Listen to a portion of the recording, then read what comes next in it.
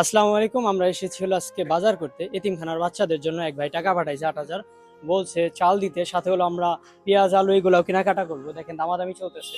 এই বস্তাটা নেওয়ার ট্রাই করতেছি, এটা হলো মিনিকেট। সো এই চালের সাথে হলো সবকিছুই সরঞ্জাম নিব। আর হলো খুশির ব্যাপার হলো এক ভাই ১,০০,০০০ টাকা দান করবে ওই এতিমখানার জন্য। আমার কল দিয়ে একটু আগে জানাইছে। সো অনেকে দান করতেছে, আমার নিজের নাম্বারে দান করতেছে। আমি যদি নাম্বার দিয়ে দিতেছিলাম, নিজের নাম্বার, তাদের নাম্বার আছে, সে নাম্বারে কিন্তু ই করতে পারেন। দেখতেছেন চাল, সাথে হলো এতিমখানার বাচ্চাদের জন্য যতটুকু পারা যায় ১০,০০০ টাকার মতো আছে আমার কাছে। ইনশাল্লাহ এই টাকা দিয়ে কিনে তারপরে নিয়ে যাব এখন আমরা। আর সবাই নিজেদের জায়গা থেকে সর্বোচ্চটা দেওয়ার ট্রাই করেন, বাচ্চাদের পাশে থাকেন। এখানে আলু ঠালু এখানে আছে, এখান থেকে কিন্তু সবকিছু নেওয়ার ট্রাই করব।